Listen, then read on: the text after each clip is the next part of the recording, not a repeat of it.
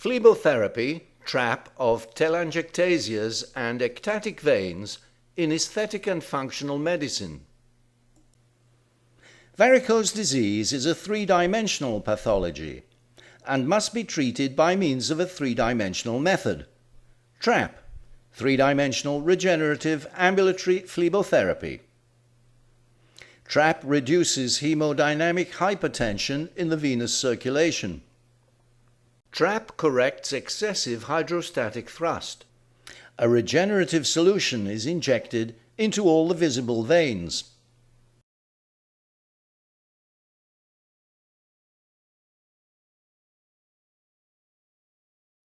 When the solution comes into contact with the vessel walls, it narrows and strengthens the vessels.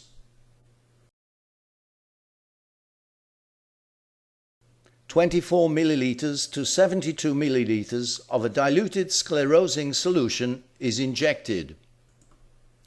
With TRAP, varicose veins soon disappear. Venules and telangiectasias that are no longer subjected to hemodynamic hypertension may remain.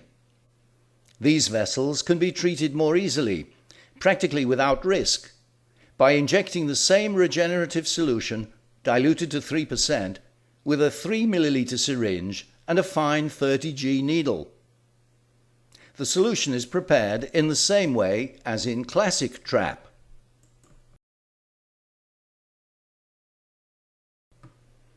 An 18G needle is inserted into a vial of 2% lidocaine.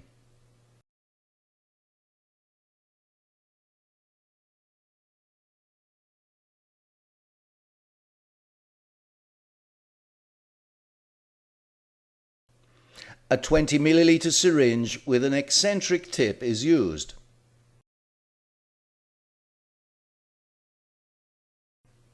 Keeping the syringe inclined, the operator aspirates the lidocaine until the plunger reaches halfway between the second and third level mark.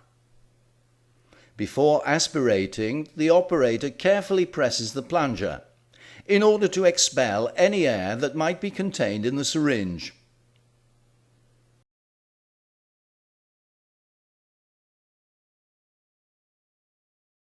The operator now opens 3 vials of sodium salicylate in a 6% buffered hydroglycerin vehicle, or 2 vials of sodium salicylate, 10%.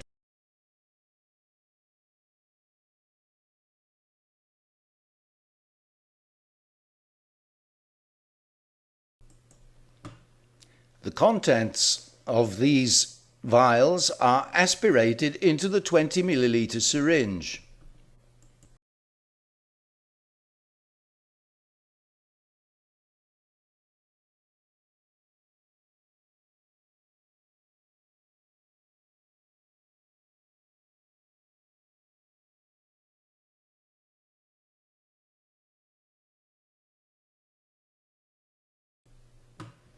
Another 20 milliliter syringe is now prepared.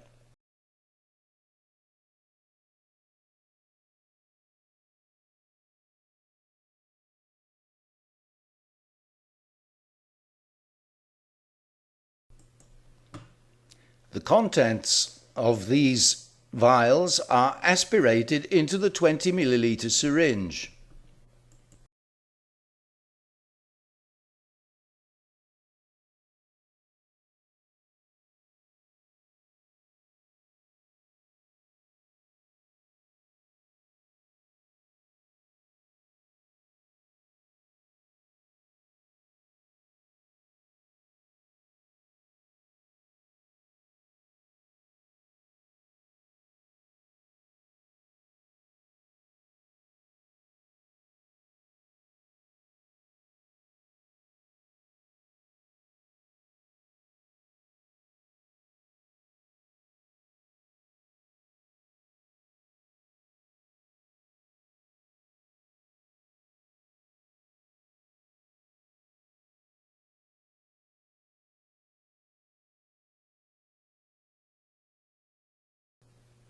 An 18G needle is inserted into a drip of 10% glycerol in saline.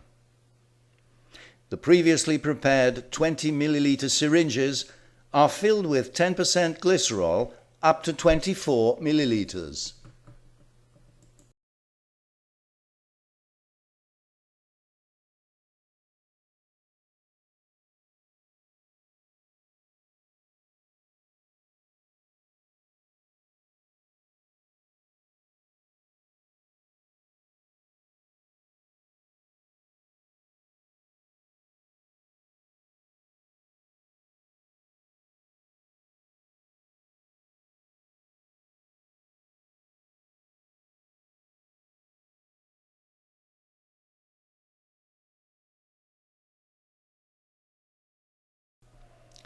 A 25G needle is fitted to one of the syringes in order to inject large quantities of regenerative solution into the varices, classic trap.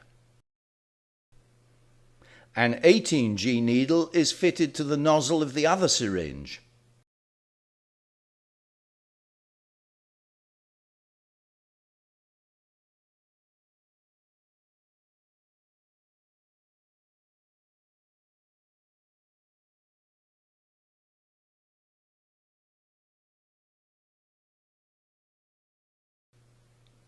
A 3 milliliter syringe is now filled with the regenerative solution .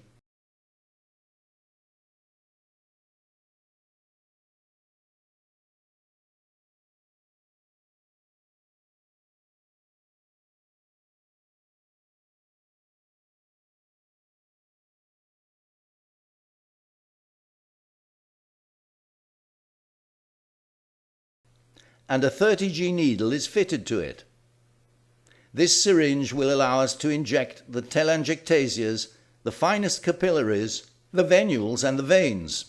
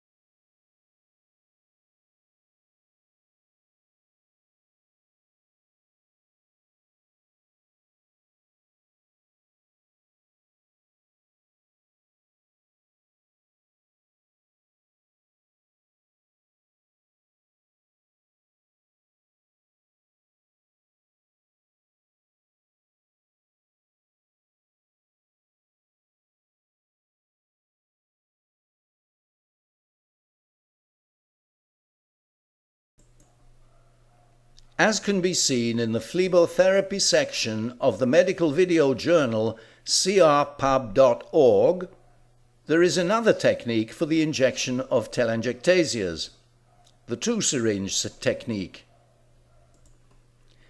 This technique uses a more concentrated, 6% or 10%, regenerative solution and is performed in the case of matting.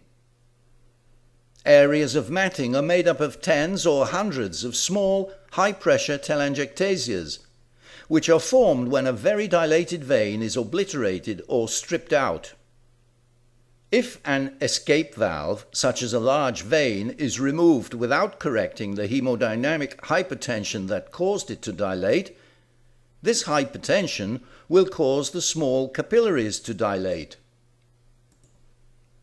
It is easy to inject these dilated capillaries because the hypertension maintains the dilation of the vessels from which they originate. A sign of underlying hypertension is that blood leaks out when the operator withdraws the needle after injecting.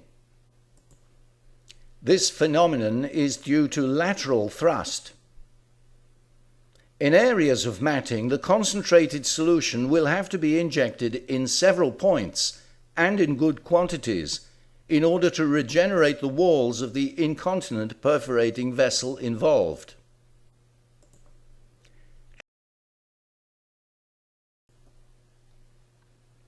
To prevent unsightly marks from remaining at the injection points, where the solution inevitably comes into contact with the tissues, a skin wheel is performed with 10% glycerol and a few milliliters of lidocaine, so as to reduce the hypertonicity of the solution.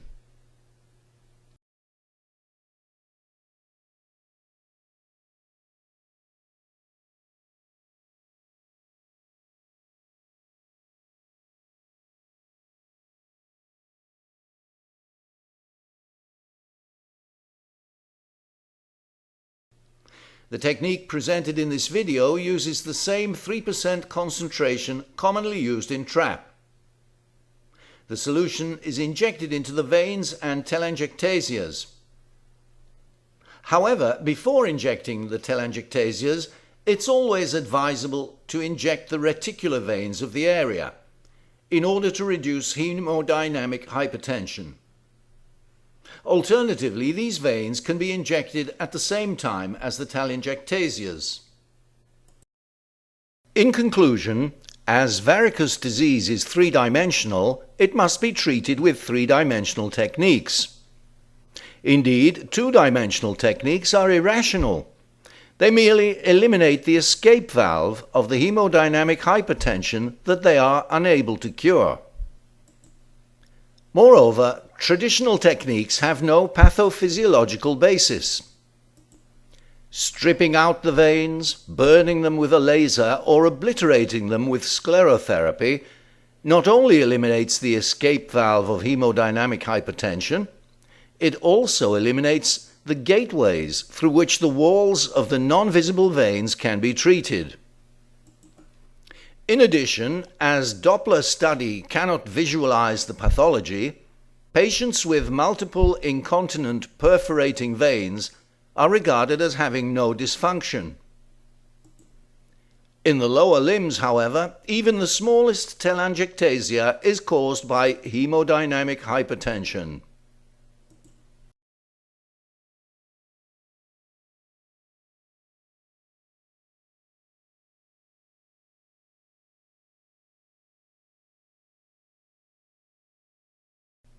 Given that Doppler study must be excluded, what remains is the study of the territory, which reveals the existence of two types of telangiectasias, those with high lateral pressure and those with low lateral pressure. The former are iatrogenic, and if there are no reticular veins to be injected in the area, they must be treated with higher concentrations of regenerative solution and by means of the two-syringe technique. The latter must be treated with the 3% solution and by means of the esthetic functional technique. Another concept to bear in mind is that the entire circulation is connected. Thus, all visible vessels must be injected: veins, venules, and telangiectasias. The lower limb acts as a pump and must function as such. TRAP restores this pumping action and the respiration of the tissues.